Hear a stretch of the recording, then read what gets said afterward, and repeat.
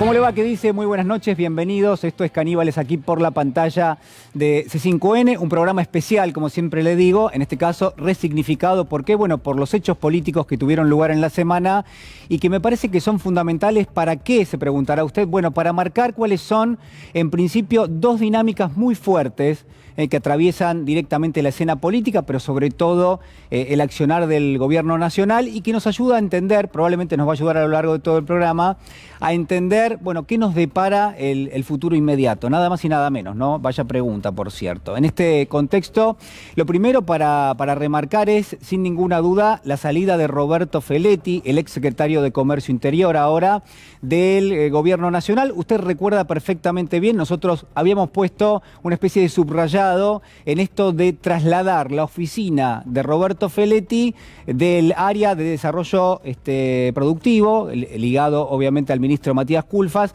al área de Martín Guzmán, ¿no? Al área económica. Y lo que habíamos dicho, bueno, ¿cuál era de alguna manera el impacto, el significado político de eso? Y lo que habíamos dicho era que el gobierno estaba empoderando a Martín Guzmán. Bueno, después usted se enteró seguramente, o lo leyó, y en todo caso compartimos el dato, había tenido Roberto Feletti dos encuentros, uno personal, el último día jueves no de la semana pasada, sino del anterior, y el día viernes había hablado también Feletti con Martín Guzmán. El primer encuentro con Martín Guzmán el día jueves, el segundo, un contacto telefónico. ¿Qué habían discutido Feletti y Martín Guzmán? Bueno, en principio una propuesta del propio Feletti que eran una serie de elementos, una serie de políticas para tratar de controlar los precios, para tratar de mitigar lo que es el alza realmente importante en materia inflacionaria en la República Argentina, medidas que entendíamos tenía Roberto Feletti en carpeta, y usted recuerda perfectamente bien cuál había sido y cuál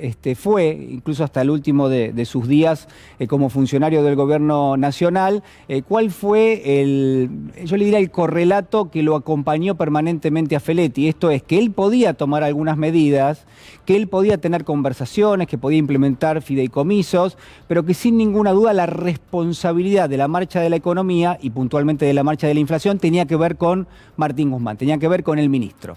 Después de dos encuentros con el ministro, Feletti finalmente el último día lunes toma la decisión de renunciar. Y uno se pregunta, bueno, ¿cuál fue el impacto inmediato y sobre todo cuál fue la decisión que hubo detrás de la renuncia de Feletti? Bueno, creo que parte de eso podemos encontrar en la carta de renuncia que presenta el exfuncionario, que me parece importante compartirlo con todos ustedes. A ver, señor director, lo tenemos acá. En 2 o 3 párrafos nada más, me parece relevante. Me dirijo a usted con el propósito de presentarle mi renuncia indeclinable al cargo de secretario de Comercio, etcétera. El traspaso de la Secretaría de Comercio desde el Ministerio de Desarrollo Productivo hacia el Ministerio de Economía de la Nación abre una nueva etapa, dice Feletti, ¿no? Abre una nueva etapa. Considero que la actitud más razonable y profesional de mi parte es facilitar que el ministro Martín Guzmán tenga libertad para seleccionar funcionarios y funcionarias que compartan el rumbo definido y el programa fijado. Bueno, ahí está una de las razones fundamentales. ¿Qué se supo después? ¿Cuáles fueron? Yo no sé si tenemos algo más, no. ¿Cuáles fueron los elementos que se conocieron? Bueno, primero que Roberto Feletti le había presentado un herramental de medidas para tratar de poner en marcha, es decir, él no se había autoexcluido del gobierno, por lo menos a priori, pero que sí una negativa de Martín Guzmán a llevar a cabo esas incorporaciones, esas medidas, bueno, tuvieron un peso importante. Se dijo después que hubo una discusión en torno al tema de retenciones. Lo que ha trascendido es que el gobierno mismo piensa que las retenciones son un buen instrumento, pero que al no querer enfrentar una derrota de carácter legislativo, bueno, no los quieren implementar. Es decir, que allí no habría una discusión de carácter teórico, sino más bien en términos pragmáticos y llevado al Congreso de la Nación. ¿Cuál es la primera de las dinámicas que está operando en el gobierno en este contexto? Bueno, yo le diría una muy clara, que es que cada vez que va pasando un poquito más de tiempo, el presidente de la Nación, Alberto Fernández, tiene mayor cantidad de referentes dentro de lo que uno podría considerar que es el gabinete económico. Quiere decir que cada vez más funcionarios del área de la energía, la economía, por supuesto, entendida como un todo, pero también la agroindustria, por ponerle otro dato importante, digamos, distintos elementos, el Banco Central en el control de la política monetaria, el frente financiero, ¿no? Cómo se fondea Martín Guzmán en el mercado de deuda en pesos. Bueno, todo eso le pertenece hoy al albertismo.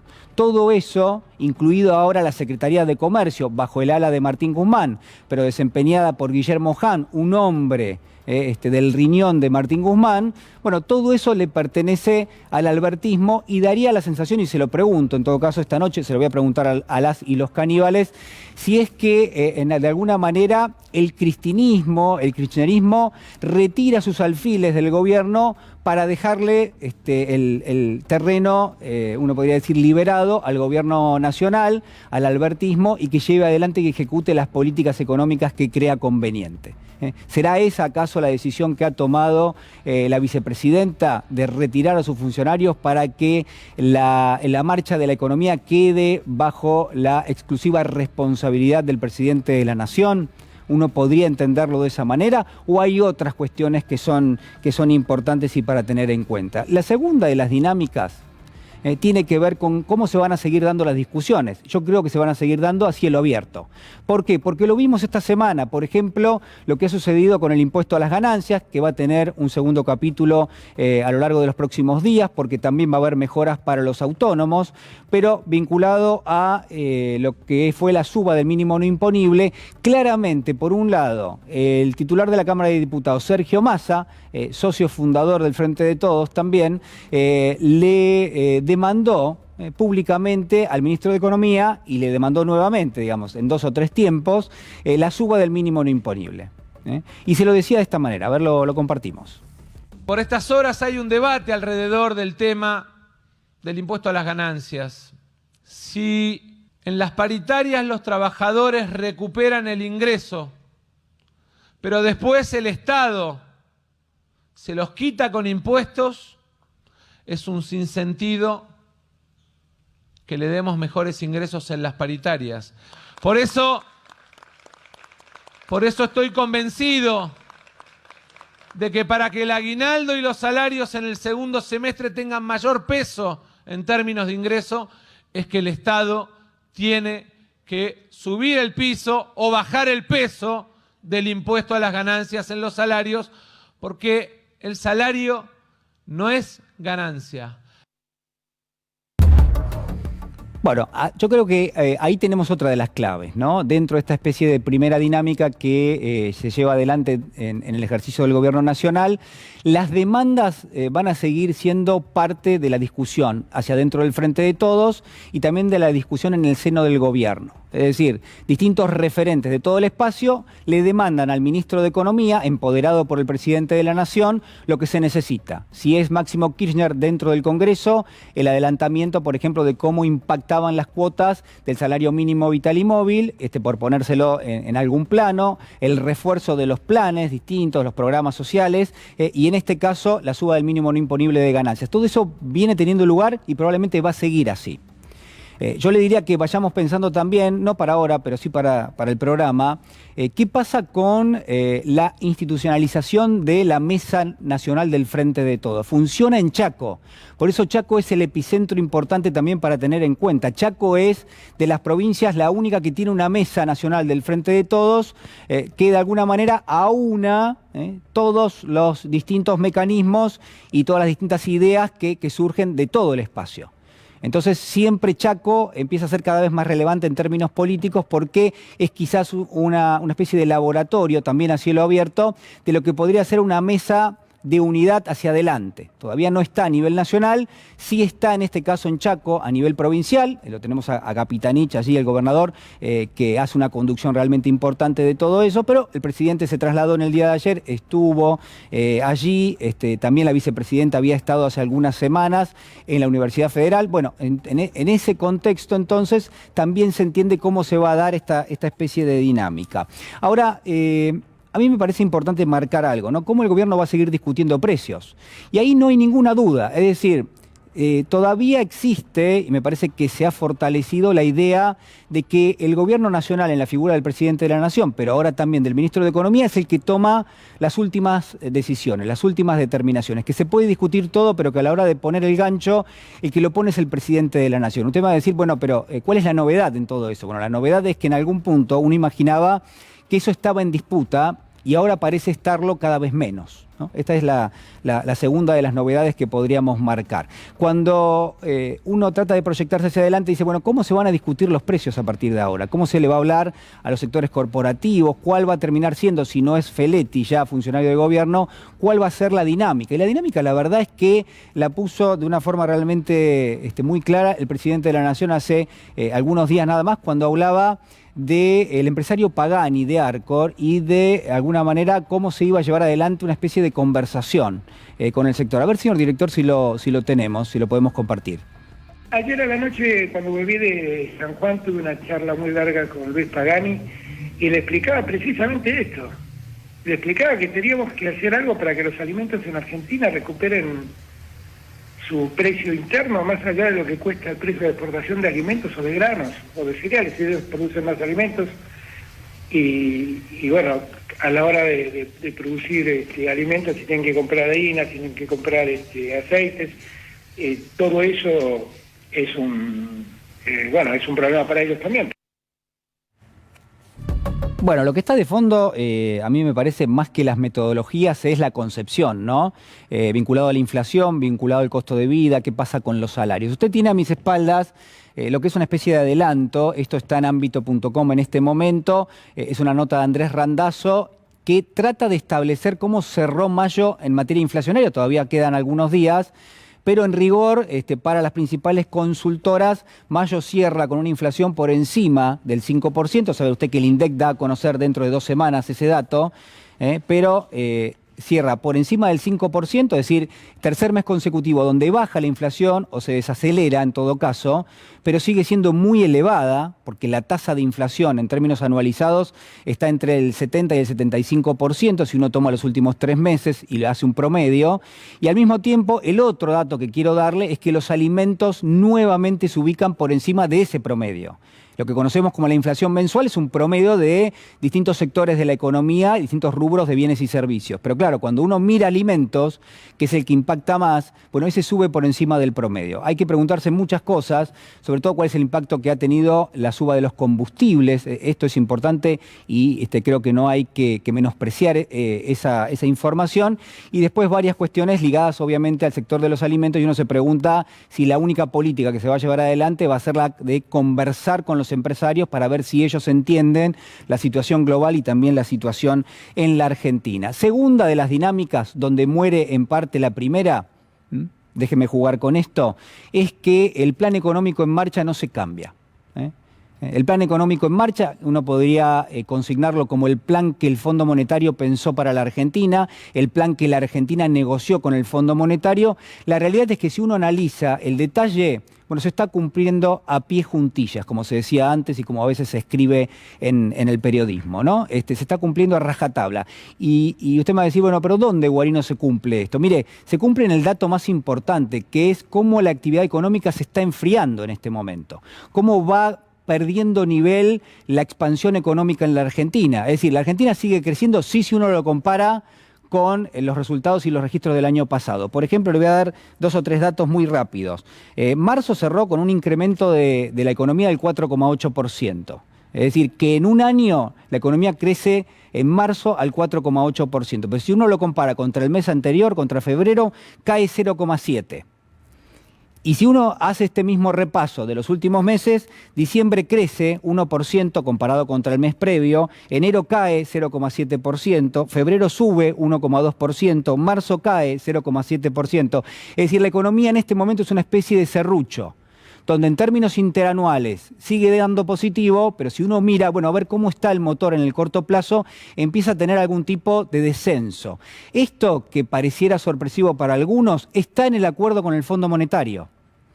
¿Qué decía el acuerdo con el Fondo Monetario? Decía, prevemos crecimiento para la Argentina entre 3,5 y 4,5% en el 2022. Uno podría decir que prácticamente que va a dar eso o incluso menos. Se prevé crecimiento del 2,5 al 3,5 para el 2023 y del 2,5 al 3, es decir, sigue cayendo para el 2024. ¿Por qué esto? Se pregunta usted. Bueno, primero, por falta de dólares. Segundo, porque el fondo y la Argentina o el gobierno nacional entienden que esos dólares que van a entrar va a haber que guardarlos en las reservas para pagar eventualmente en algún momento el préstamo o las cuotas del préstamo, y todo eso va a tener un impacto, porque le sacás dólares, por ejemplo, a la importación, se expande menos la economía y así sucesivamente. Esto está teniendo lugar en este mismo momento. Bueno, por último y para terminar, usted tiene aquí los cuadros tarifarios, los vamos a estar viendo a lo largo del programa.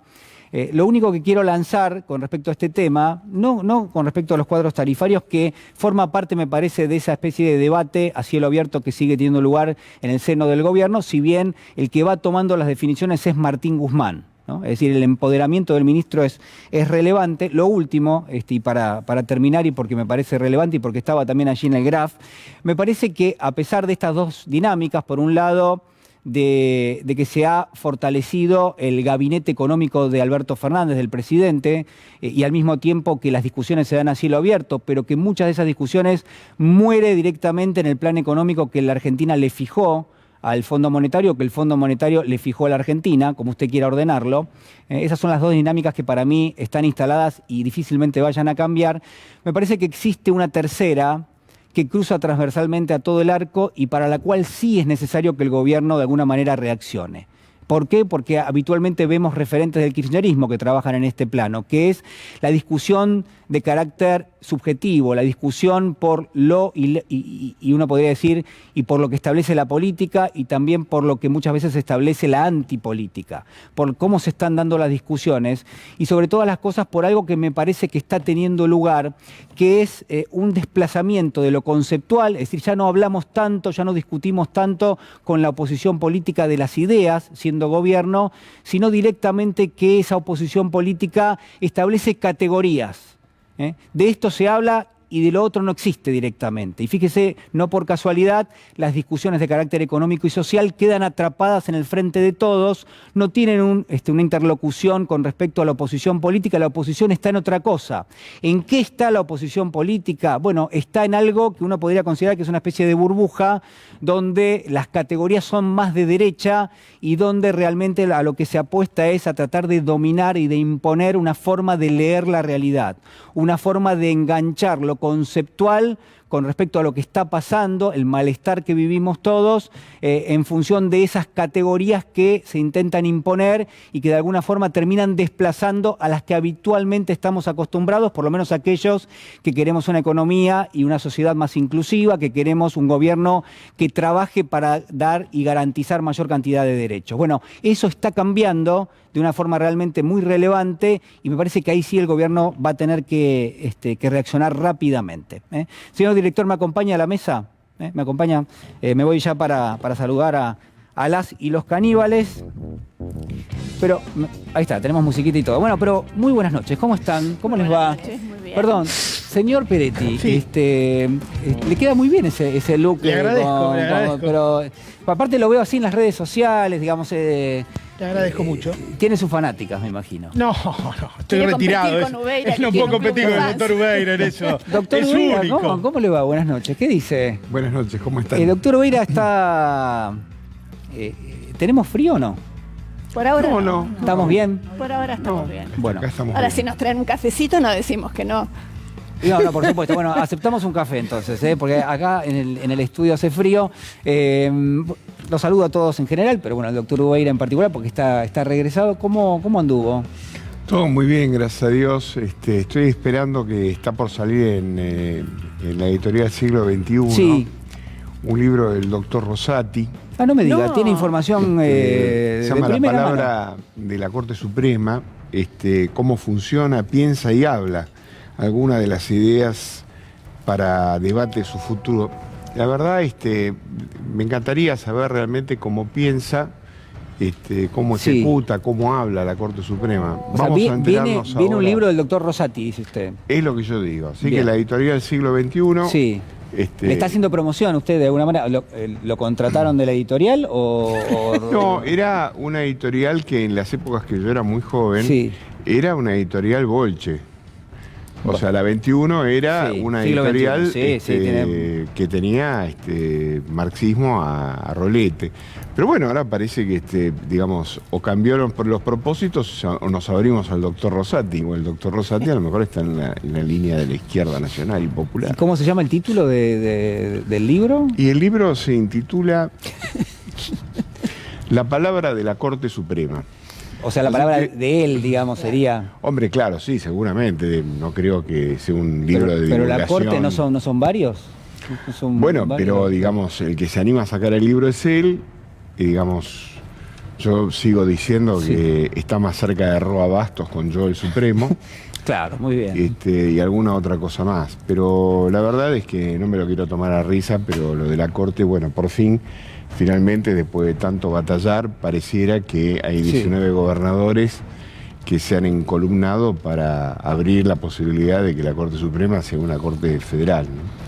Así que, digamos, no es porque yo sea el precursor Sí. de nada, pero, digamos, soy uno de los que más ha combatido el tema de una Corte minoritaria y, en fin, lo que ya sabemos todos, ¿no? Bueno, mucha gente se preguntó por las redes sociales qué andaba haciendo Ubeira, que el fin de semana pasado, la verdad que no estuvo. Señor director, yo no sé, me dice la producción que tenemos, no sé si lo tenemos o no, un documento exclusivo. Un equipo de producción no le dijo nada al doctor Ubeira, pero tratamos de localizarlo. A ver si lo tenemos, a ver si lo podemos ver, qué andaba haciendo Ubeira. Ubeira con una pala. No. ¿Qué hace Ubeira con una pala? O sea, él en los ratos de ocio... ¿Qué andas haciendo? ¿Andas haciendo pozos? ¿Cómo es el tema? No, eso debe ser realmente... es imposible que eso haya pasado. Pero es un ocurrido. documento... No, olvídate, eso... No está adulterado, ¿no? Esto tiene es difícil. sello de Pero autenticidad. veo que hay varios que están con el tema de la pala. Hay algunos que tendrían que agarrar la pala porque no laburan. No, bueno, eso sí. Pero la pala... Pero digamos... La grieta sigue. La grieta sigue. La grieta sigue, hay que ahondarla. Bien. Y a partir de que aparecen los Milei de la Tierra, claramente tenemos que ahondar más la grieta, ¿no? Naturalmente. Doctora Natalia Salvo, ¿cómo le va? Buenas noches. Buenas noches, ¿cómo está Julián? Creo que te lo comenté hace un ratito, pero Sí. escuché en una entrevista que le hizo Mariano Martín al ministro de Economía Martín Guzmán. Y la verdad que, sin perjuicio de las diferencias que puede haber en los modos entre el ministro de Economía y la vocera del presidente de la Nación, que también habló en un medio radial para hacer una suerte de explicación o aclaración, me parece que hay postulados que preocupan. Me dice que se te apagó Sí, el sí, micrófono, sí, ¿puede ser? Bueno, Natalia hablaba de algo que para mí es importante y vamos a retomar a lo largo del programa, que es las definiciones del gobierno nacional en un lado y por otro lado, bueno, qué es lo que realmente se empieza a discutir. Me parece que algo que decía el doctor Ubeira también es importante en la medida en que ingresa Milei en esa discusión, y yo creo que en la medida en que las categorías se van cambiando, aunque no nos demos cuenta, qué discutimos hoy, qué discutíamos antes, en qué nivel se acepta algún tipo de debate y en qué nivel directamente se rechaza, me parece que eso le da un significado importante. Natalia. A ver, ¿ahora? Sí. Entonces, yo te escucho siempre, porque estoy al lado tuyo. aparte. Claro. Bueno, y dijo cuestiones o sentó acciones que realmente me parecen preocupantes. Primero, continuó diciendo que el salario le gana a la inflación. Luego, que la inflación es una consecuencia de la macroeconomía Sí. y que la política de precios de alguna manera depende de eso. Volvió a repetir el 1.100.000 puestos de trabajo creados, cuando en rigor de verdad dentro de esa cantidad está el 41% que son de monotributistas, es Sí. decir, empleo que en realidad o en rigor de verdad no es empleo dependiente, sino que es precario. Y después habló de las expectativas, que en rigor de verdad también el crecimiento o la distribución depende de las expectativas de aquellas personas que tienen en sus manos el crecimiento económico. Entonces, me parece que de alguna forma se plantean como objetivos lo que en realidad son instrumentos. Los objetivos macroeconómicos pasan a ser parte de los objetivos para distribuir la riqueza. Realmente me tomé el trabajo de escucharlo, porque creo que si Bueno, no es el ministro de cambian... Economía, está bien. Claro, y aparte con el empoderamiento que vos mencionás en tu editorial, la Secretaría de Comercio pasa a ser parte de esto, hay un empoderamiento sin ningún lugar a dudas al ministro y que en realidad está diciendo ya no hay ninguna duda, dijo, de que este es el modelo económico a seguir. Sí, la discusión era por el modelo económico con Feletti. Feletti, un funcionario de menor rango que un ministro, ¿no? Y Esto hay que aparte marcarlo. Feletti dijo, a ver, es insuficiente las herramientas que yo tengo a disposición para poder distribuir o para que Bien. la inflación se acote. Sí. Entonces, me parece preocupante porque se sigue poniendo el ojo en el crecimiento y no en la distribución, se sigue poniendo el ojo en la pobreza, pero no en la conformación de la riqueza. Y creo que esto es una cuestión política, y porque la política no se reduce al gerenciamiento de lo económico, sino que tiene que ver con el cuestionamiento de los intereses existentes. Bueno, pero yo lo que quiero también marcar es esto, ¿no? A eso hay que ponerlo en un parámetro. ¿Cuál es el parámetro? Que veníamos de 4 años de gobierno del expresidente Macri, y que la verdad que si uno mira los datos, hay una recomposición del mercado laboral muy interesante que opera con Alberto Fernández. Es decir, la verdad que los resultados económicos, los macroeconómicos, son importantes y están, digamos, hay una recuperación de la industria, hay una recuperación de la construcción, ahora hay un serrucho y lo estamos marcando, digo, como marcamos eso, marcamos también esto, pero de todas maneras yo creo que eso tiene que estar en el análisis. Por Digo, y supuesto. después uno puede decir, bueno, ahora sí a mí me gustaría que haya mayor distribución o que se discutan determinadas cuestiones, y el gobierno dice, bueno, esto no está en la agenda.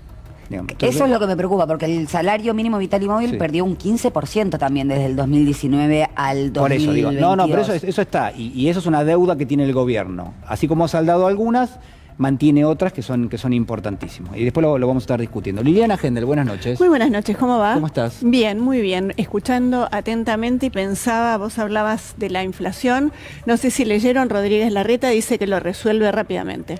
¿En cuánto tiempo? No sé, Liliana? me da un poco de miedo Sí. y además cuando él dice algo yo no le creo nada, pero me parece muy importante que alguien como él, que Sí. es presidenciable, salga a decir algo que ya había dicho Mauricio Macri, ¿se acuerdan? Bueno, no sé, desde que yo soy chiquita que Sí. tenemos el tema de la inflación, parece que en la Argentina Es más difícil, es un ¿no? poco más difícil, me parece que lanzarse así tan arriesgadamente lo que nos dice es que nos sigue mintiendo y que la inflación es un problema que no parecería tan sencilla de resolver. Y la otra cosa que quiero compartir con ustedes es que el fin de semana pasado hubo en las redes, y hoy se renovó, no solo la nostalgia brueira, sino una sensación de que a veces en el cuestionamiento que hacemos acerca de las internas, quienes nos escuchan se angustian. Porque con esto, ¿qué hago? Es lo que decía el profe Edgardo de Berizo, escuchándolos con esto, ¿qué hacemos? Y a mí me parece que es interesante que nos planteemos. Yo creo que está muy bueno que señalemos que hay dificultades, que hay grieta y que hay interna, y que también de alguna manera tenemos que pensar qué hacemos con todo esto, qué propuesta hay. Personalmente creo que es muy grave que no puedan sentarse a una mesa a hablar, aunque se odien profundamente.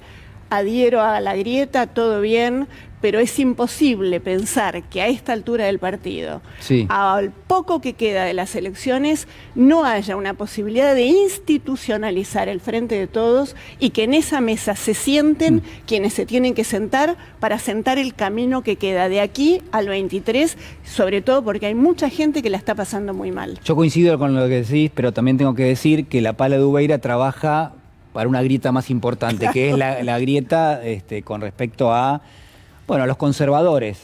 ¿Los podemos llamar así? ¿Porque son liberales o son conservadores? Sí, porque ojalá fueran liberales. Y es No más, son liberales, o sea, no, sí y son, ni pero no siquiera- son. Y ni siquiera son conservadores, son anarquistas de derecha.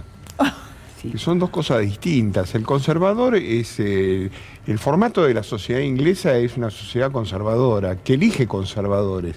Porque los ingleses son conservadores por naturaleza. Sí. Y ser conservador no es malo, es el tipo que tiene un statu quo, que le gusta, que defiende determinado tipo de cuestiones, porque está anclado en la realidad. Cuestiones de Estado que son intocables, no se tocan los sueldos de los maestros, no se tocan los sueldos de los médicos, no sé. Esos son Sí. conservadores. Bueno, ojalá hubiera conservadores de esa naturaleza. Es más, uno tiene hasta nostalgia por la generación del 80.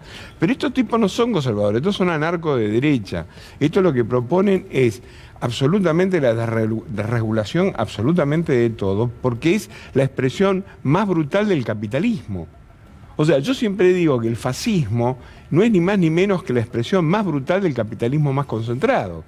Entonces ahora lo que vos tenés son expresiones muy claras de actitudes fascistas disfrazadas supuestamente de liberales o de estos muchachos que se plantean como conservadores. Pero ¿qué tiene que ver este muchacho que anda por ahí dando vueltas con Adam Smith y la riqueza de las naciones? Vos lees Adam Smith y lo comparás con Milei y Adam Smith es un socialista. O sea, digo, el mundo está totalmente corrido, pero estos son anarquistas, filo derecha, filo nazi, digamos del descontrol, y fundamentalmente captan para mí lo más irritado de la sociedad que no encuentra determinado tipo de respuesta. Y los pibes de 15, 16, 17 años, que son los que adhieren mucho más a este tipo de pensamiento, lo tienen porque ven que en su casa es un sufrimiento llegar a fin de mes. Entonces dicen, si la estructura política no da determinado tipo de respuesta, bueno, rompamos todo y saltemos por la ventana. ¿Qué es lo que haríamos como adolescentes?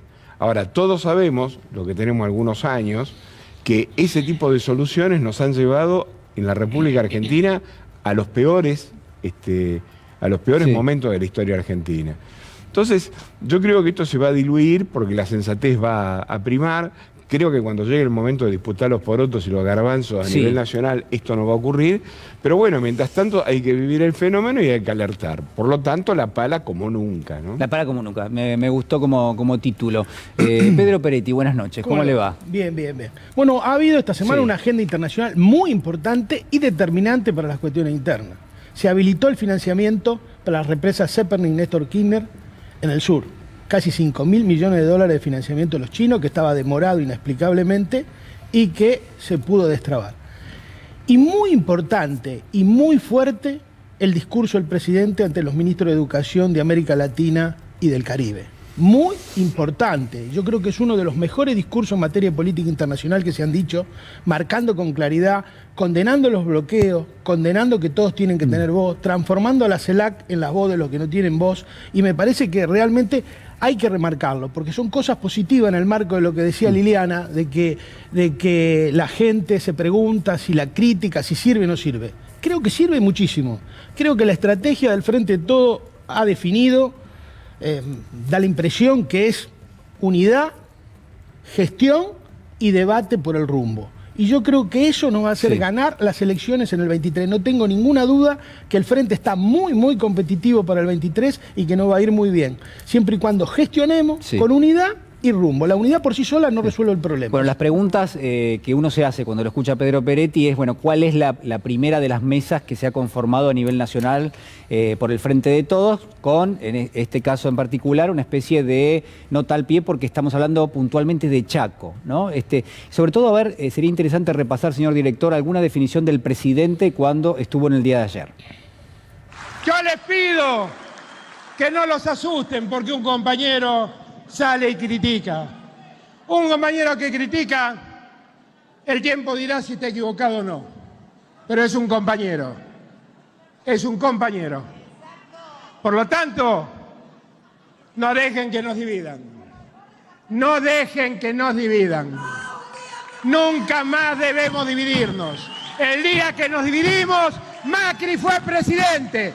Nunca más nos dividamos. Pongámoslo al frente de todos. Toda la fuerza que el Frente necesita. Bueno, mensaje para los y las caníbales acá, del presidente de la Nación. No permitan que... acá ya veo que todos quieren responder. Es que el tema es yo coincido con lo que decía Quiero ir a Amado, quiero ir a Amado, que lo quiero ¿unidad presentar, para qué? ¿Unidad para qué? Es fundamental plantear el proyecto de país que tenemos por delante, y por eso digo que no hay que poner como objetivos finales los instrumentos que se están poniendo como objetivos finales: reducción del déficit fiscal, comercio exterior y homologar el acuerdo del FMI con el plan económico. Amado Boudou, buenas noches. ¿Cómo están? Buenas noches. Buenas noches a todas y todos los que están viendo también. Que bueno, esta semana tuvimos importantes comentarios, ¿no? De otros periodistas, de otras personas muy importantes, como Víctor Hugo Morales, que hizo comentarios al aire. Sí, le agradecemos, el programa, que creo que vale la pena agradecerle. Le agradecemos a Víctor Hugo muy especialmente, que abrió su programa de radio el día lunes, después de la emisión de Caníbales, con muchísimos elogios, la verdad que totalmente inmerecidos, por lo menos en mi caso, sí merecidos para el resto de los caníbales. Y bueno, sobre todas las cosas, lo que quiero rescatar, y lo que decía Amado recién, lo interesante de debatir ideas yo creo que cada vez más revolucionario en un contexto donde cuando uno pone la televisión te encontrás con cualquier cosa menos con el debate de ideas, realmente ideas, ¿no? Digo, algo que uno pueda aplicar a la vida cotidiana. Y me parece que acá es un poco la tarea, Amado. Sí, y yo ahí retomaría lo del presidente, ¿no? Porque todos se quedaron con la segunda mitad de lo que dijo, pero Sí. él empezó con toda claridad diciendo, no se preocupen si algún compañero critica porque es un compañero. Y yo creo que ni siquiera es crítica, lo que sucede acá es análisis y propuesta, propositivamente. Me parece que hay que resaltar lo que dijo el presidente en la primera parte de ese segmento que se mostró, porque creo que ahí está la clave. Mira, y en cuestiones muy concretas, Sí. muy concretas. Por ejemplo, el debate sobre lo que es el acuerdo con el Fondo Monetario Internacional. Bueno, me parece que generó movimiento adentro muy importante, donde incluso hubo la renuncia de quien era jefe del bloque, Máximo Kirchner, que creo que es un hecho político muy importante, porque además lo posiciona a Máximo mostrando que él no está dispuesto a hacer cosas en las que no cree, pero siga dentro del Frente de Todos, Sí. y siga habiendo votaciones donde el Frente de Todos se muestra unido. Ahí tenés un hecho concreto. Otro hecho concreto, aparece Sergio Massa con el tema del piso del impuesto a las ganancias. Es un tema que Sergio Massa conoce muy bien, él fue director de ANSES muchos años, lo conoce muy bien. Bueno, parecía que no se le prestaba atención o que no se le daba bola en esto. Apareció públicamente 2, 3, 4 veces y finalmente pasó algo que tenía que pasar, que era importante, que es esta modificación en el piso de impuesto a las ganancias que Sí. va a redundar en mejora en la vida de muchas personas. ¿Qué quiero decir?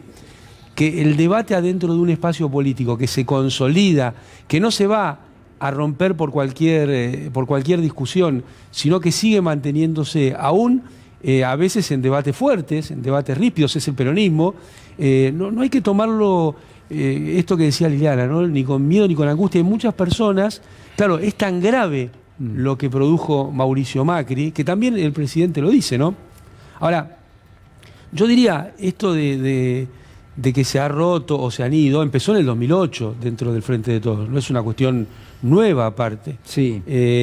Y tuvo momentos electorales muy buenos aún en esa disputa. Bueno, hoy hay un contexto de lo que es el supuesto sentido común, de cómo funciona el sistema de medios en la Argentina, que hace más necesario sostener esta unidad. La discusión tiene que seguir dándose sobre cuál es el sentido, cuáles son las herramientas. Esto que decía Natalia, yo siempre trato de hacer eje en eso, ¿no?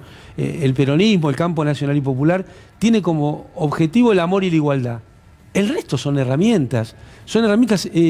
Nadie puede estar a favor del déficit fiscal. En algún momento sirve y en otro momento no sirve. Lo mismo le cabe al superávit fiscal. Por eso, cuidado con lo que se llama en términos de la ortodoxia los equilibrios macroeconómicos. Porque eso es un conjunto de herramientas, no de objetivos. Y, por ejemplo, en este momento la suba de la tasa de interés en busca de otro ordenamiento macroeconómico está teniendo muy mal impacto en la vida empresarial en la Argentina y también en la vida del consumo en la Argentina. El tema de los dólares, el famoso tema de los dólares. Nosotros estamos convencidos que los dólares tienen que ser para que los empresarios, sobre todo aquellos que exportan, puedan usarlos para comprar bienes y servicios en el exterior que necesitan para la producción. Entonces no es que estamos en una disputa con los empresarios que se llevan los dólares, estamos en una disputa con cosas que no le sirven a la Argentina, como fue perder 26.000 millones de dólares en 2 años de superávit comercial. Ahora, si esa carencia de dólares estuviera originada en comprar insumos, maquinarias, herramientas para la producción y no en el sector financiero, porque eso es superávit comercial, es decir, que las maquinarias y las herramientas ya estaban pagas las que hacía falta. Entonces, ¿qué quiero decir? No confundamos herramientas con objetivos y entendamos que es necesario sostener la unidad. José. Veo que coinciden acá. Sí. Nadie debate, están todos de acuerdo con Amado. de acuerdo, Es que ha sido muy elocuente. Lo que me quita piernas a mí del presidente. ¿Qué te quita? Me quita piernas, o sea, te enfría el ánimo, ¿no? Que el presidente, vinculado al tema de las retenciones, el otro día dijo que claramente no las iba a mandar al Congreso porque no tenía el número. y que en última instancia no las podía sacar por DNU porque como es una cuestión de carácter fiscal, los DNU no los contemplan. La verdad que me sentó muy mal, porque yo lo elegí a Alberto Fernández justamente para que dé batallas. O sea, porque si esto fuera un gobierno parlamentario, presentamos una moción de censura porque el presidente es un incapaz para poder sacar adelante una ley, inmediatamente mudamos el primer diputado y ponemos otro.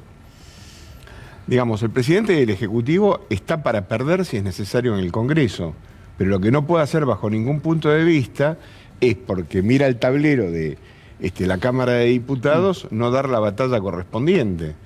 Y acá el tema de las retenciones es central desde el punto de vista de la financiación del Estado. Entonces, volviendo al tema principal y la salida de Feletti, si vos sabés positivamente que hay dos rubros que son la harina y el aceite, que son vitales en el funcionamiento de la economía argentina, y se te están descalzando esos precios porque están acumulados de los precios del tema del exterior, ¿cómo es que vos no vas a dar la batalla por el tema de las retenciones? Porque vas a llegar al final del gobierno con una inflación enorme y absolutamente desfinanciado. Entonces, digo, votamos un presidente para que haga eso. Pero, Sí, pero- a ver, Pedro, sí. Mirá, lo que dice el gallego es, primero que el problema de las retenciones no es un problema jurídico, es un problema político. Porque el artículo 4, que lo tengo acá, dice con claridad de la Constitución que es potestad del Poder Ejecutivo. Dice, el gobierno federal provee a los gastos de la nación con los fondos del Tesoro Nacional, formado del producto de derechos de importación y exportación, punto y coma, de la venta o locación de tierra de propiedad, del correo y coma, y de las demás contribuciones que equitativa y proporcionalmente la población imponga el Congreso Nacional imponga a la población. O sea, los derechos de importación y exportación no son impuestos, lo dice claramente el artículo 4, yo interpreto mal, ustedes que son abogados. No, pero está el código, también lo habíamos mencionado, el artículo 755 del Código Aduanero, hay incluso fallos que hablan en relación a esto, y también está la ley de desabastecimiento, es una ley de 1974 que ha sido poco utilizada y en donde si nos ponemos legalistas o hablamos de la dimensión o el terreno jurídico, ahí hay herramientas para poder disputar sin tener que pasar por el Congreso a los formadores de precios. Y digo los formadores de precios porque nadie desconoce la inflación importada, lo que sucede con los insumos o el trigo, lo que sucede luego de la guerra entre Ucrania y Rusia, etcétera. Pero digo, hay rubros que han aumentado los precios, como el textil, y en donde no se corresponde con los costos existentes. Pero Entonces, mirá, Ahora, pero hay mirá una, un yo le detalle. voy a Lili. hacer una pregunta. Si todas estas leyes existen y el artículo no sé qué, Cuarto de la el Constitución. cuarto de la Constitución dice lo que dice, y el presidente es abogado y con toda seguridad conoce cada una, ¿por qué entonces porque es un hace- problema político. Por un Lili. problema político. Bueno, pero mirá, Lili, mirá lo que pasa con el trigo. El trigo tiene 37.425 productores. El 10% hace el 85% de esa producción, o sea, son 4.000 tipos aproximadamente. A esos 4.000 tipos, sumale 2.600 acopios, son 6.000 y pico. Sumale 162 molinos harineros que hay en todo el país. Sí. 6.000, no llega a 7.000 personas. Tienen de rehenes a 47 millones de argentinos y 33.000 panaderías en la República Argentina. Ese es un problema político, de decisión, de una decisión que hay que construir en la calle, que hay que construir todos los días. No es conversando con Pagani. A mí me afloja las piernas. Conversando La con Pagani conversación con parece un buen programa. Otro- Yo lo vería. Iba a decir conversando con otra Pagani. cosa, pero me pareció Otro muy que- medio feo. mira, pero otro No lo que digas. se le me la afloja. baja Otro totalmente. que le- Subite el gorro que se te proyecta la sombra. Ahí está. Sí. Claro, otro que pierde gambas, ¿viste? Ese es el problema. Yo creo, más allá, digamos, de la discusión jurídica y del tema de carácter político, es que si el presidente se autolimita con respecto a un hecho que tiene una enorme discusión política, más allá, digamos, de lo jurídico, ¿qué nos queda a nosotros? Pero a ver, no hay una administración del capital político ahí en un presidente que lo que dice es, mire, no voy a mandar esto al Congreso porque me va a venir una derrota y eso me va a pegar a mí. ¿Y cómo sabes que la derrota no te va a hacer más fuerte? Y además perdimos 4 millones de Dos votos. cosas te diría. Bueno, yo creo que porque no hay una construcción de algo épico detrás de eso. Pero digamos, bueno, ¿no? Bueno, para eso. Justamente, a mí coincido con todo lo que dijeron, así que no quiero abundar en la necesidad que hay de poner las retenciones a funcionar, en las cosas que planteó Roberto Feletti, que terminan en su salida, en su decisión de salir del equipo de gobierno en estos días. Creo que Roberto hizo una lectura correcta. La guerra de Ucrania no es una cuestión de 2 días y sus impactos van a ser mucho más largos de lo que alguno previó en algún momento. Entonces ahí tenés cuestiones objetivas, materiales, que hacen indispensable la puesta en marcha de un sistema de desacople de los precios internos con los precios internacionales. Entonces, eso, digamos, no merece más discusión, hasta el propio presidente lo dijo. Ahora, yendo a la otra cuestión, que claramente, como señalaba Pedro, todos dijeron es una cuestión política, también se impone.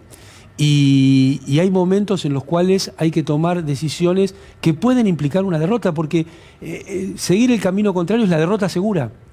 Y además, desde el punto de vista histórico, sociológico, yo creo que es algo horrible lo que se estuvo diciendo en estos días. Es faltarle el respeto en algún sentido a decenas de millones de derrotas que ha habido en las luchas populares de todo el mundo para llegar a la situación de hoy. ¿Cómo le contestaríamos a quienes pelearon por la jornada de 8 horas, la jornada laboral de 8 horas y las derrotas que tuvieron? Las derrotas que tuvieron. ¿Cómo hoy, digamos? En el 53 años del Cordobazo, bueno, al negro Atilio López, que lo acribillaron a balazo. Pero por eso yo creo que hay un hecho muy fuerte que es político, histórico y sociológico, que es interpretar qué es una derrota para el campo nacional y popular. Porque en realidad, el campo nacional y popular tiene derrotas todos los días. Todos los días. Cuando los salarios no alcanzan, cuando suben los precios, cuando se vulneran derechos, cuando la seguridad se convierte en un problema de los que menos tienen. Todos los días tiene derrotas el campo nacional y popular. Entonces, ningún gobierno que represente esos intereses puede despreciar el rol de las derrotas en la construcción de un país distinto. Y podemos ver, si querés, lo de la 125 hace algo de 17 años. O sea, la presidenta Fernández perdió la 125 y ganó las elecciones. Bueno, pero entonces, a ver, en función de lo que ustedes dicen... Pero lo que pasa es que Guzmán no conoce el problema, eso lo pusieron ahí. Bueno, a eso iba, justamente, digamos, en función de lo que todos ustedes están diciendo, entonces daría la sensación de que lo que está pensando realmente el presidente de la Nación y el ministro de Economía no es que esa pelea no hay que darla porque se puede perder en el Congreso, es que no hay que darla porque no hay una convicción del gobierno de que esa es la herramienta o que en términos políticos es lo más indicado para hacer en este momento, entiendo yo, porque mucho hay que ir a explicarle al Fondo Monetario Internacional y porque hay que ver si el fondo autoriza o no eso, porque es un grado de intervencionismo mayor. Bueno, entonces fue una pérdida de soberanía. Bueno, pero Amado, eso me parece que estaba claro. Eso siempre, no hay manera que un arreglo con el fondo no sea una pérdida de soberanía. Y ahora te agrego algo. Ahora hay lo que dice el ministro. El ministro no conoce el problema, ese flyer que pusiste vos en tu editorial. Primero, ya hay cupos de exportación de trigos. Sí, ya están. Ya están los cupos. Vos tenés que hacer una declaración jurada de venta al exterior. Sí. Te pone, hoy estamos en 6 millones y medio, 7 millones de toneladas de cupo, quedan 500.000 para vender. Segundo, si no usas retenciones y no usas cupo, ¿cómo va a controlar el precio? Va a tener que usar reservas. ¿Qué significa? Que vas a tener que ir a comprar 300.000 toneladas de trigo por mes, que es lo que se utiliza para hacer pan francés en la República Argentina, pagarla y subsidiarla. Pero lo que decía Amado, dilapidamos 26.000 millones de dólares de reserva. Resulta que ahora que tuviéramos un instrumento esencial para anclar los precios y para controlarlos, no los tenemos porque los dilapidamos. Digo, yo creo que acá, yo lo dije varias veces en este programa, yo creo que hay los chicos que manejan la economía no conocen el país profundo de la Argentina. Creo que no lo terminan de entender. Porque nosotros necesitamos algún instrumento regulatorio urgente, porque las elecciones te las hace perder el PAN, no otra cosa. El PAN nos hace perder las elecciones. En sintonía con lo que decía Pedro, por eso, ¿cuál es la herramienta que se va a utilizar para desacoplar los precios internacionales de los alimentos, de la materia prima, etcétera? Si no es los derechos de importación o las retenciones, como les quieran llamar. También pasó con Vicentina, hay batallas que se fueron cediendo. Una empresa que podía llegar a ser testigo a los fines de paliar una situación de estas características.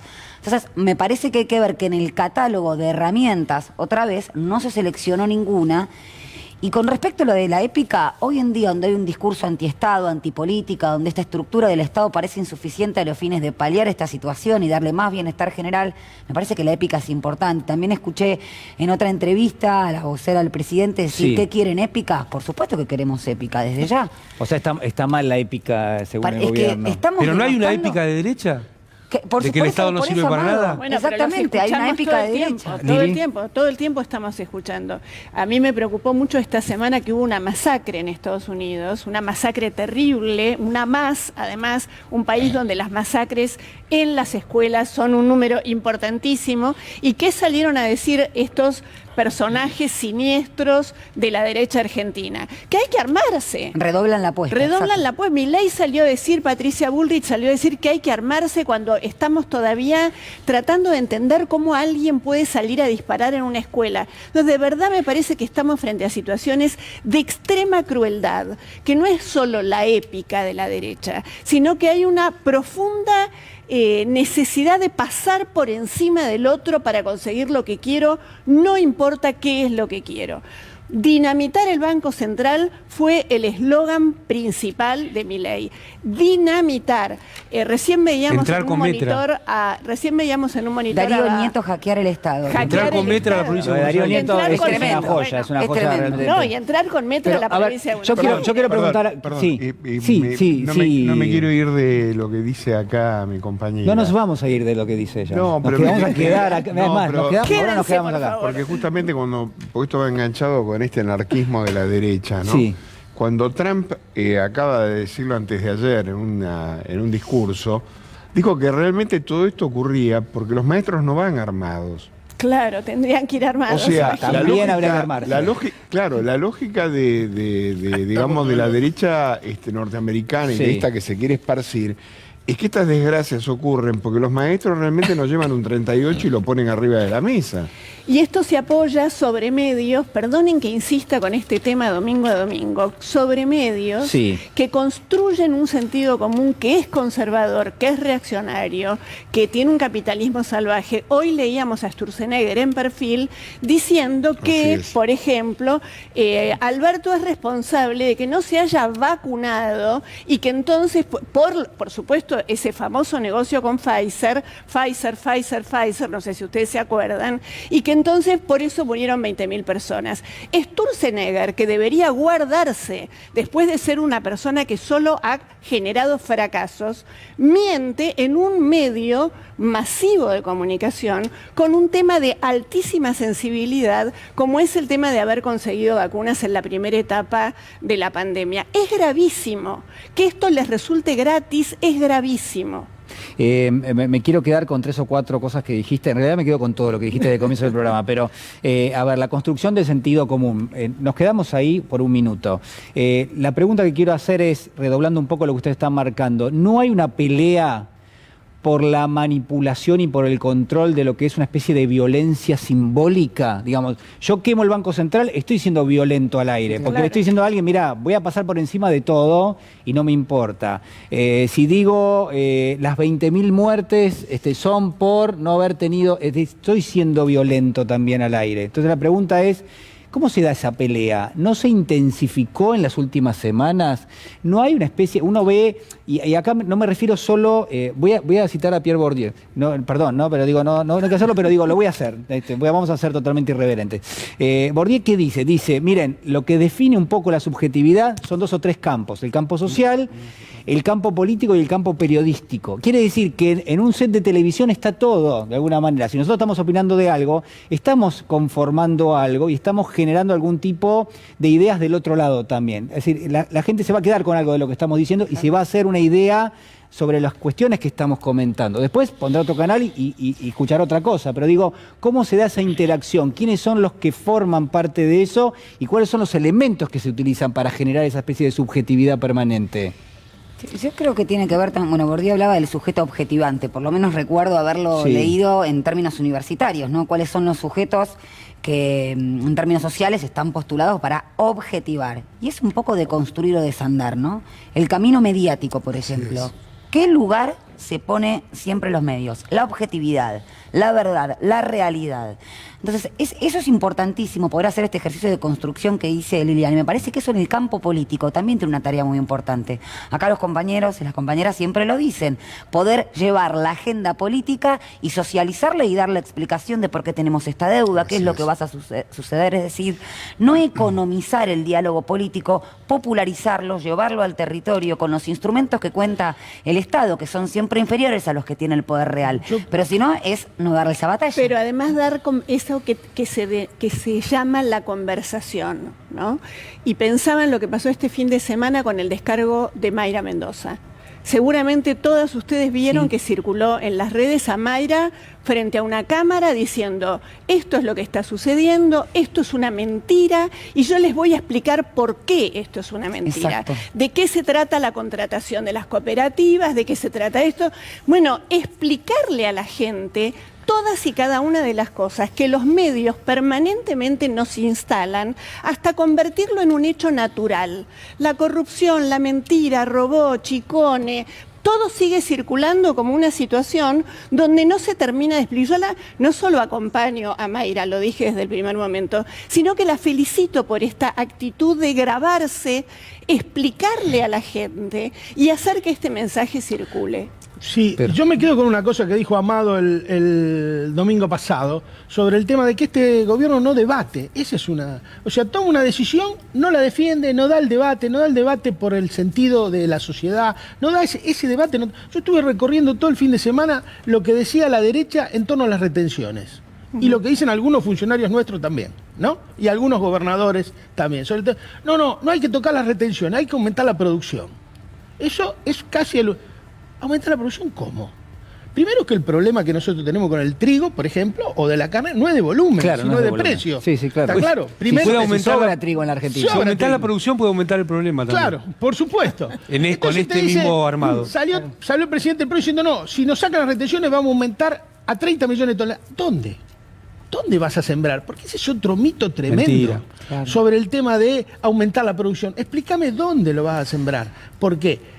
A ver, si no lo sembrás, tenés que tener cuál es la semilla bomba, el fertilizante extraordinario, la planta mágica que te va a llevar a aumentar los 28.2 de promedio de trigo por hectárea que tuvimos esta cosecha a 40 de promedio. A ver, ¿cuál es? ¿Dónde está eso? Toda mentira, es un mito, le están mintiendo a la gente y buena parte de nuestros funcionarios del equipo económico compran ese discurso. Guarda que eso también es muy importante. ¿Por qué? Porque no se animan a dar un debate con la derecha, teniendo la fortaleza que tienen nuestras ideas y teniendo la razón de nuestro lado. Pero a ver, ¿por qué no se animan? Para mí, ¿por qué no se animan? Porque tienen miedo. ¿A qué? O porque no creen en porque los disciplinó el lawfare, lo que le hacen a Mayra Mendoza. Exacto. Mayra es una persona muy valiente. Yo le mandé, perdón la autorreferencia, un libro que escribimos con Rafael sobre el tema del lawfare, en donde nosotros tratamos de explicar cómo se ataca a los líderes para atacar las causas populares. Y arranca desde el grito del corte. Y arranca desde el grito. Muy bien, doctora Salvo. Estuvo en la presentación la doctora. Salvo, bien. El doctor Oveira no estuvo, le tomamos falta. Y Efectivamente, estuve el día de la presentación. Creo que no me invitaron. Sí, te La Facultad de invitaba. Derecho fue. Siempre invitado, Oveira, vos, a todos lados. Por eso, mira, yo acá quiero disentir un poco con mi querido y admirado Oveira. Bien. Yo no creo que sea anarquismo de derecha. Yo creo que es una derecha dura que además pretende tener el Estado muy potente funcionando para defender lo que hacen. Quieren libertad para algunos y un Estado represor para las mayorías.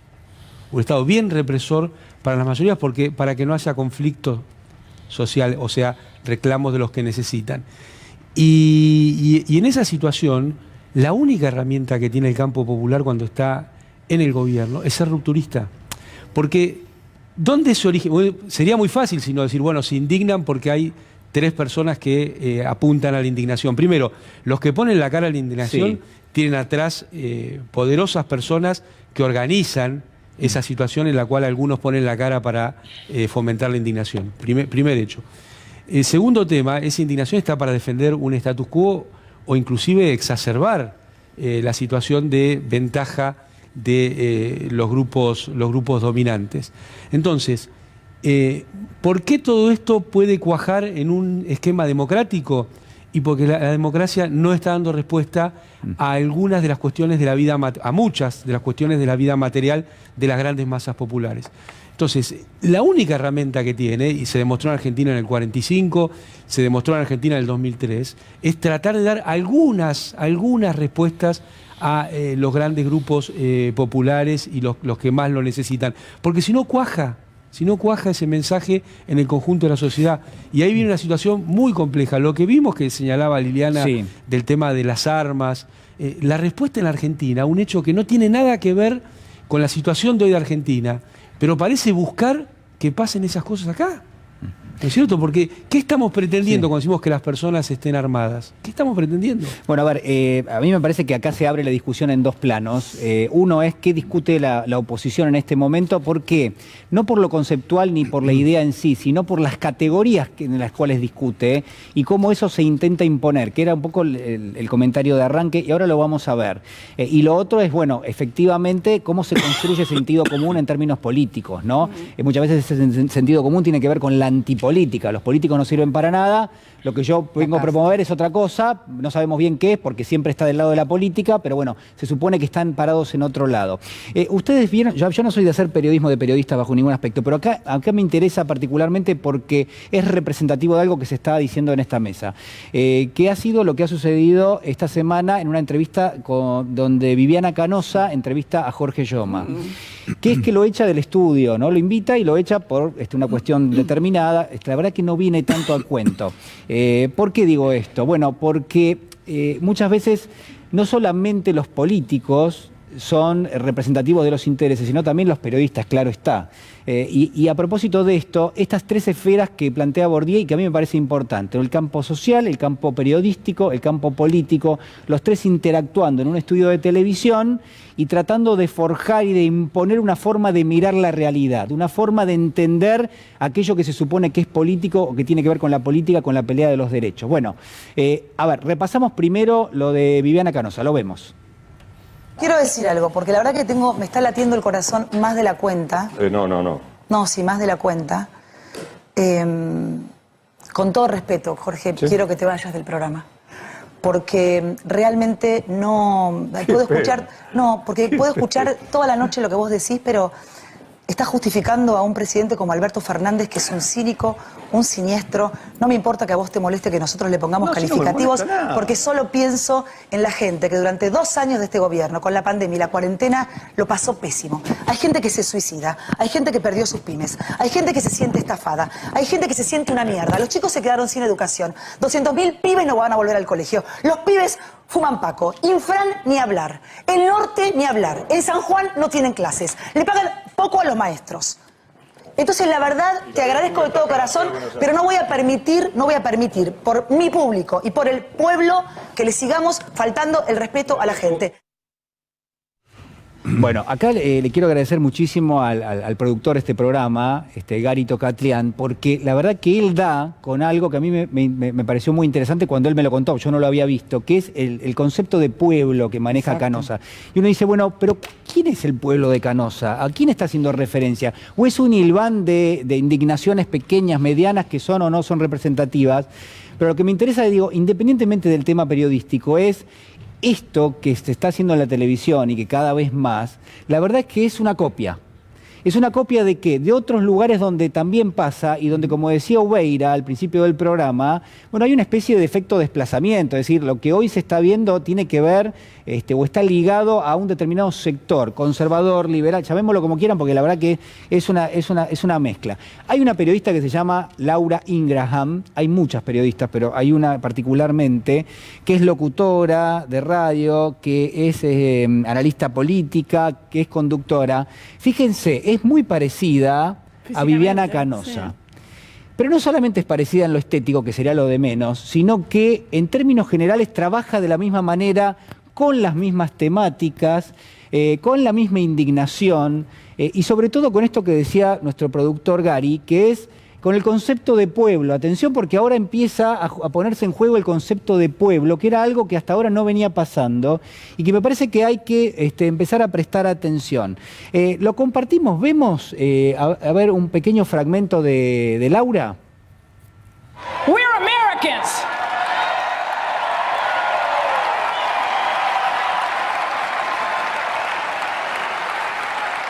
And we need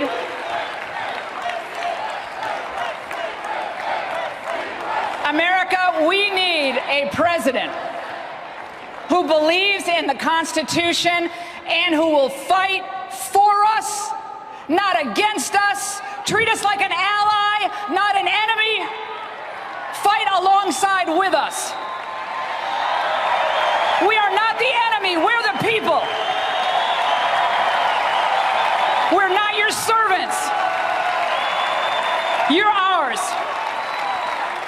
Let's give the power back to the people. Bueno, ¿cuáles son las ideas de Laura Ingraham? Es anti-aborto, es anti-vacunación del COVID. ¿Le suena conocido? Es antipolítica. Fue defensora de Donald Trump en su momento. Esto pasaba en la convención republicana en el año 2016. Y tiene programas de televisión, tiene programas de radio. Digo, no hay nada nuevo bajo el sol, decía el Eclesiastés. ¿Dice de sí misma que es una periodista independiente?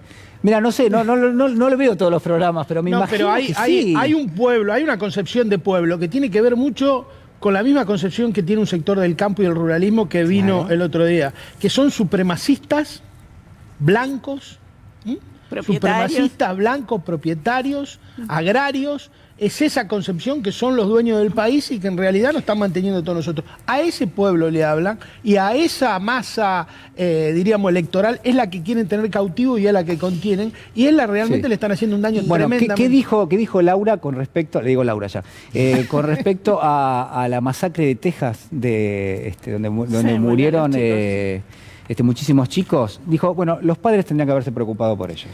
Bueno, que es y no mandarlos al colegio. Claro. El viejo recurso, digo, de la universalización, ¿no? O sea, yo nomino y domino. Universalizo y digo lo que es pueblo. Acá, por supuesto, siempre del lado de las clases dominantes. Entonces, y los que no están bajo esa órbita o no cumplen esos requisitos, entonces, como decía Úrsula en el programa anterior, creo a nivel aspiracional, los convocás para que sean parte de ese proyecto. A mí me parece que lo que hay que ver, la solución de continuidad entre lo que es el discurso antipolítica, antiestado, y retornar el poder al pueblo. No es para que ese pueblo crea en el Estado, en la estructura institucionalizada y crea en la política. Es para que ese pueblo se tome en armas y destruya y disuelva lo social y disuelva también el Estado. Eso me parece lo peligroso. Pero ¿cuáles son los intereses que hay detrás de esto? Los intereses de la derecha. El poder real, claro. Perdón, digamos, es un concepto, yo diría, no novedoso. En verdad, digamos, la construcción de sentido que tiene que ver con los discursos y fundamentalmente con determinado tipo de, digamos, de recursos para poder influenciar a las masas, si uno lee cualquier discurso del Führer, se va a dar cuenta que la palabra Volks, que es pueblo en alemán, debe aparecer en un discurso 30 o 35 veces replicada en diferentes formas. Porque el apelativo del pueblo, como de alguna manera, o sea, ¿cuál es la estructura del Führer, del conductor? Justamente, él no es ni más ni menos que esa masa que está ahí colocada, que es informe, y él tiene, como representante de esa masa que es el pueblo, él tiene las capacidades de liderazgo como para poder representarlo de una masa que es absolutamente anónimo. El único que no es anónimo es él. Entonces el concepto de Volks no es ni más ni menos que licuar la totalidad de la inteligencia, digamos, de la sociedad para transformarlo en un puño. Y ese puño lo manejo yo. Cual. Por eso es tan raro que el gobierno haya elegido ahora primero la gente o primero la gente. Porque la gente también es una categoría que no es ni nacional ni popular y no está claro qué expresa, ¿no es cierto? Es llamativo. O sea, la derecha se apropia, como pasó en otros momentos que señalaba el gallego, de la palabra pueblo, y el campo nacional popular como que se licúa en la expresión la gente. La gente. Y también nos preguntábamos el domingo pasado qué es el campo. Cuando decimos el campo, ahora estamos diciendo el pueblo. Y yo me quedé pensando el mercado. hablamos del mercado. ¿Qué es el campo? Estas 10, 15, 20, 300 personas de las que hablaba Pedro que manejan, deciden y subordinan. Y el mercado lo mismo. Son los 20 tipos que definen el valor de la moneda, ¿no? El precio. Son los que ponen el precio. Sin embargo, decimos el mercado, y el mercado decide, y parece que ahí se jugara una construcción de bueno, una es la humanización de las entelequia. cosas. Bueno, pero con el pueblo está pasando lo mismo. Me parece que ahí, por eso es tan importante saber quién dice desde dónde lo dice. Perdón, hay una cosa más. ¿Desde dónde hablas? Sí. Hay una cosa que me parece que es importante, y no quiero entrar en polémica con Amado, pero voy a entrar en polémica igual. O sea, yo cuando hablo de anarco de derecha es porque el anarco de izquierda, o el anarco conocido, no es ni más ni menos que la abolición del Estado. O sea, lo que plantea Milei, lo que plantea un anarquista de izquierda es la abolición del Estado. La única diferencia es que los anarquistas, por los cuales tengo profunda simpatía, de izquierda naturalmente, lo que pretendían era la igualdad social, la igualdad de la mujer, la igualdad general, y vivir en un estado libertario donde no hubiera más controles que la buena fe, el cariño y la bondad universal. Por eso que de alguna manera los anarcos no funcionaron como una idea concreta, pero fue una idea romántica valiosa. Y de hecho mucho sirvió para que la sociedad cambiara. O sea, todo este 1 de mayo que nosotros celebramos no lo hizo el PC ni lo hizo el Partido Socialista, lo hicieron los anarquistas que en su momento determinado lucharon por una sociedad infinitamente mejor. Estos tipos lo que quieren es la abolición del Estado, porque la abolición del Estado no es ni más ni menos que el límite concreto que ellos pueden llegar a tener a su afán de lobos, o sea, lo de Hobbes. Sí. Ellos lo que pretenden ser el lupus de todos nosotros, del débil, del que no puede defenderse, del que no tiene la posibilidad de ir a una escuela, el que realmente tiene déficit alimentario. Es aquel que no tiene ningún tipo de posibilidad. Entonces él dice, bueno, yo como lobo te voy a morfar porque sos un inútil y sos una carga para el Estado. De ahí a concluir en el Estado nacional fascista, el nazismo, hay prácticamente nada. Y hay otra cosa ahí más. estoy totalmente de acuerdo. Tengo muy claro. Es eso. Una cosita, Sí, pero digo, con el tema de pueblo, fíjense cómo denostan a cualquier categoría populista, como si eso, y creo que se permitió desde el campo nacional y popular que se apropien peyorativamente de ese concepto, y sin embargo, ellos utilizan la palabra pueblo, que fue históricamente nacional y popular. Claro. Justamente, es una construcción política devenida desde mi punto de vista y fundamentalmente desde que los trabajadores y las trabajadoras tuvieron protagonismo político en el diseño del Estado y en el peronismo. Entonces, fijémonos cómo van socavando y van encontrando esos huecos, esos brocales de lo que deja lo nacional y popular, también con el relegamiento de la agenda política, porque tener siempre una agenda de resistencia hace que no tengas una agenda propositiva y pierdas ese espacio y permitas también tener un espacio propicio para que avance la derecha. Bueno, tengo varios regalos para todos ustedes que anduvieron mencionando algunas cuestiones vinculadas al Estado. Tengo, por ejemplo, un Larreta que pide reforma laboral y previsional. Tengo un Bullrich por tope a empleados estatales. Y bueno, por supuesto, con alguna propuesta para disminuir la cantidad de empleados que tiene el Estado. Tengo un Macri por Aerolíneas Argentinas, hay que cerrarlo. ¿Qué quieren, digamos? Tengo un Milei a favor de portar armas. Tengo un tuit de Expert que dice cárcel o bala. Es muy interesante el debate. Qué original es realmente la derecha en nuestro país. Esta agenda que vos estás planteando, que es la agenda electoral que le van a ofrecer a la sociedad argentina el año que viene, creo que es un error estratégico de la derecha. Creo que se han equivocado profundamente esta vez. No les des consejos, te lo pido por favor. No le estoy dando. Deja que se equivoque. Guardemos este programa. Como decía, al enemigo dejemos que se siga equivocando. No, es un el nuevo error. Durán Barba. Claro. Porque creo que han dicho lo que van a hacer. De verdad. Y la sociedad... No como en el 2015. Claro, no como en el 2015, que mintieron, que no iban a tocar aerolínea, que no iban a hacer esto, que iba a seguir el fútbol para todos. Esta vez dicen y expresan realmente. Yo creo que esa agenda es tremendamente perdedora en la Argentina. Por eso tengo mucha confianza en la fortaleza electoral del Frente de Todos en el 2023. Y un detalle que estaban... Yo creo que el neoliberalismo es la apropiación del Estado. Creo que son más estatistas que nosotros. Nada más que para ponerlo al servicio de otra política. Y estas expresiones de los periodismos son parte de eso, son parte de las corporaciones apropiándose del mercado primero a través de los monopolios y del Estado después para imponer un modelo de negocio y un modelo de sociedad que no tiene nada que ver con el modelo de sociedad que pretendemos nosotros, que es un modelo de solidaridad, de comunidad, de ayudar al prójimo, de ver qué es lo que le pasa. En definitiva, son las ideas, nuestras ideas, son muy superiores a las ideas de la derecha, porque hablan del bien común. La derecha habla de pisarte la cabeza y nosotros hablamos de ayudarte. Entonces son ideas del buen samaritano, ¿eh? El que recoge al tipo que está al costado del camino, son nuestras, no de ellos. A ver, señor director, si podemos ver un Javier Milei. Lo vemos. La pregunta es si está a favor de la aportación de armas para que la gente se defienda de la inseguridad. Bueno, yo, digamos, como seguidor de Gary Becker y adherente a su teoría y a la evidencia empírica, cuando vos a una actividad le bajás el costo y aumenta el beneficio, esa actividad se expande. Cuando vos prohibís el uso de armas, ¿sabes qué? Los delincuentes, por más que se lo prohíban, la usan igual. Les aumentan los beneficios esperados y hay más delincuencia. Yo estoy a favor de la libre portación de armas, definitivamente. Yo creo que la Argentina tiene que tener 8 ministerios. ¿8 ministerios? Sí, 8 ministerios. Creo que con 8 ministerios, porque vos fíjate, la educación la manejan todas las provincias, o las universidades que son autónomas.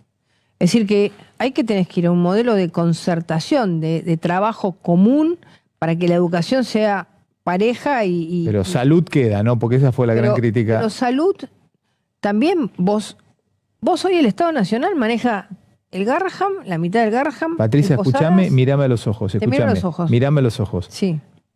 Mírame a los ojos y te lo repregunto. O sea, ¿podría ser que educación deje de ser un ministerio? Es que tiene que ser un modelo de coordinación, es una cosa distinta. Vos no podés tener un ministerio en el que nadie te dé pelota. Arrancamos para allá y lo mantenemos. Porque si no lo mantenemos pasa a ser una anécdota que va y viene, como hemos tenido algunos periodos, si querés, que parecía que nos recuperábamos a lo largo de la historia y siempre volvimos para atrás. O sea, arrancamos para allá es reforma laboral, reforma previsional y otras reformas. Todo, que es una transformación enorme. Hay que bajar la inflación. Eso significa que no podemos tener más déficit, no podemos gastar más que lo que tenemos. Eso significa que claramente hay que replantear el sistema laboral. El mundo se ha modernizado, cambiaron las costumbres, gente que trabaja desde su casa, gente que trabaja a la hora que quiere, o sea, a la noche, gente que tiene horarios más flexibles. Y eso requiere cambiar la legislación. Hoy, así como estamos, no se genera trabajo. No hay laburo estable, privado, sueldos de buena calidad, no hay en la Argentina de hoy. No solamente eso, para que el equilibrio fiscal sea sostenido en el tiempo, hay que replantear el sistema jubilatorio. ¿Qué haría con Aerolíneas Argentinas? No poner $1 más. Si Aerolíneas no puede mantenerse como una línea aérea común, que no exista más. Bueno, esto es distinto a lo que dijo en la campaña anterior, ¿no? Totalmente diferente. Nos queda muy poquito tiempo, nos queda prácticamente 1 minuto para cada uno para hacer un cierre, pero también tenemos... ¿Puedo tomar por supuesto. Tomo a Larreta, que propone las mismas recetas de reducción de conquistas sociales y derechos laborales cuando modificó el estatuto del docente en la capital federal, una de las primeras cosas que hizo la dictadura militar en 1976, cuando en la pandemia no creció el empleo en la ciudad de Buenos Aires, sino que decreció 2 puntos. Pero además, un día como hoy, como decía Pedro, ¿no? Para recordar y cerrar con esto, que se cumplen 53 años del Cordobazo, en donde no solamente se dieron batallas que a priorísticamente parecían perdidas, sino que en la confluencia entre los estudiantes, que también Larreta le impone prácticas obligatorias en quinto año a más de 29.000 estudiantes y los hace trabajar de manera gratuita armando sándwich de miga, ¿no? Esto vale aclarar, ningún tipo de práctica. Pero volviendo al Cordobazo, en donde una confluencia entre estudiantes, una confluencia también de obreros, murieron y apresaron a dirigentes sindicales, también jueces federales, ¿no? El Lofer ya tiene larga historia, también curas del tercer mundo, entonces me parece que hay que reivindicar estas conquistas, porque también venían de la mano de un ajuste del capital. Yo le diría a Larreta que lo que no desapareció es la rentabilidad del capital, entonces si no desapareció la rentabilidad del capital, tampoco tiene que desaparecer el carácter protector del derecho al trabajo. Pedro. Necesitamos el pan en la mesa de los argentinos. No hoy, ayer, ya hay que resolver ese problema. Es fundamental para que no penetren este tipo de ideas. Yo creo que por ahí, por esa situación económica conflictiva, por la carestía, por la inflación, por no dar respuesta a los sectores populares, es que penetran algunos de estos discursos. Y por último, no le podemos regalar el país a estos tipos, loco. Es bochornoso escucharlo, es imposible. Dejémonos de joder. Hay que duplicar la militancia, el trabajo, el esfuerzo, hablar con la gente, porque este es un país hermoso, extraordinario, que genera cosas geniales, que pone satélite, que tiene una educación bárbara, que tiene una aerolínea que funciona, que tiene un montón de cosas que andan bien. No se lo podemos regalar a 4 tipos para que lo rifen, dilapiden en beneficio de ellos. Amado. No, Patricia Bullrich, ¿no? Que sí, cuando tomaba decisiones le bajó el 13% a los jubilados, a las jubiladas. Así que es congruente lo que dice Patricia Bullrich con lo que dice Rodríguez Larreta y con lo que señalaba Mauricio Macri. Yo lo que creo que es indispensable el shock distributivo, sobre todo en los que tienen trabajo formal, porque es necesario que en Argentina quienes tengan un trabajo formal, quienes tienen esa situación hoy, no pueden estar cerca de la línea de pobreza o por debajo de la línea de pobreza. Entonces hace falta aún un shock distributivo y hace falta liberar recursos para que funcione mejor el entramado productivo, empresarial argentino. Por ejemplo, el tema de las LELIQ.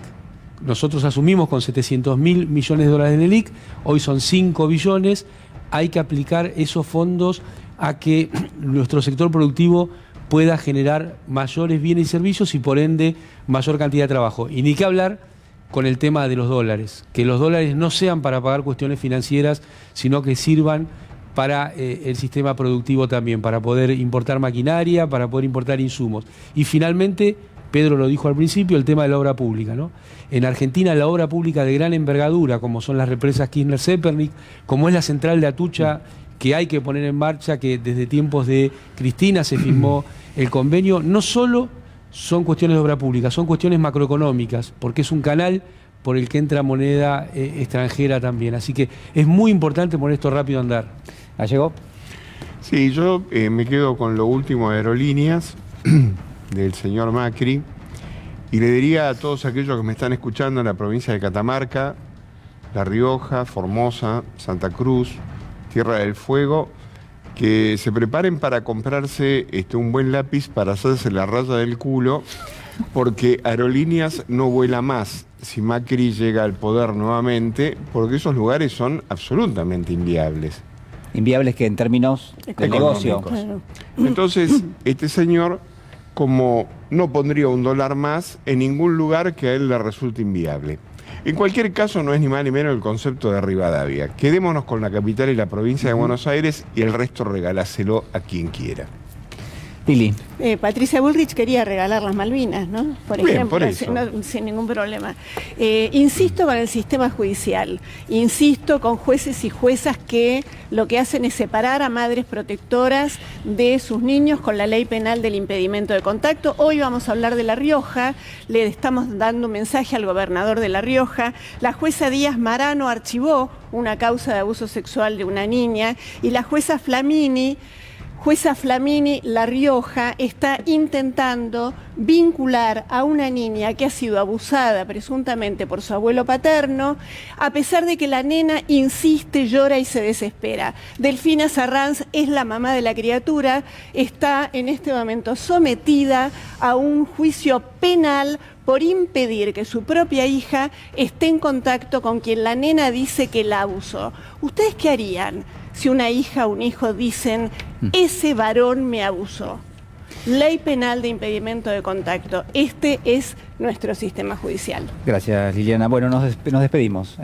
Muchísimas gracias a todos por haber venido esta noche. Siempre es un gusto tenerlos, especialmente en el día de hoy, sobre todo por las discusiones que se dan, ¿no? Que realmente tenemos muchísimo acompañamiento, así que les agradecemos muchísimo también por habernos elegido esta noche. Nos reencontramos, yo me reencuentro con todos ustedes mañana a las 23 horas con Recalculando, y si no, el próximo domingo 21:30. Cuídense, chau.